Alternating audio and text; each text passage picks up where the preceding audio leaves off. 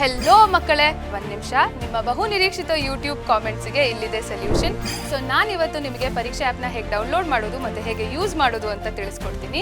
So ಮೊದಲಿಗೆ ನೀವು app ಸ್ಟೋರಿಂದ ಪರೀಕ್ಷೆ ಆ್ಯಪನ್ನು ಡೌನ್ಲೋಡ್ ಮಾಡಿ ನಿಮ್ಮ ಸೈನ್ ಇನ್ ಡೀಟೇಲ್ಸನ್ನು ಎಂಟರ್ ಮಾಡಿ ನಂತರ OTP ಎಂಟರ್ ಮಾಡಿದಾಗ ಪರೀಕ್ಷೆ ಹೋಮ್ ಸ್ಕ್ರೀನ್ ಓಪನ್ ಆಗುತ್ತೆ. ಅಲ್ಲಿ ಚೇಂಜ್ ಕೋರ್ಸ್ ಅನ್ನೋ ಒಂದು ಆಪ್ಷನ್ ಬರುತ್ತೆ.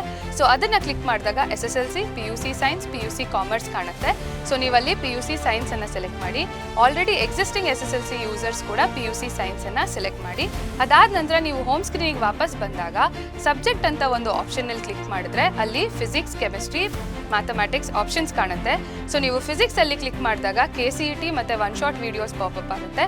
ಅದರ ನಂತರ ನೋಟ್ಸ್ ಅಂತ ಒಂದು ಆಪ್ಷನ್ ಇರುತ್ತೆ. ಸೊ ನೀವು ಅಲ್ಲಿ ಕ್ಲಿಕ್ ಮಾಡಿದಾಗ KCET PYQs, text book back questions ಮತ್ತು ಬೋರ್ಡ್ PYQs ಅನ್ನು ನೀವು ಡೌನ್ಲೋಡ್ ಮಾಡಿಕೊಂಡು ಯೂಸ್ ಮಾಡ್ಬೋದು.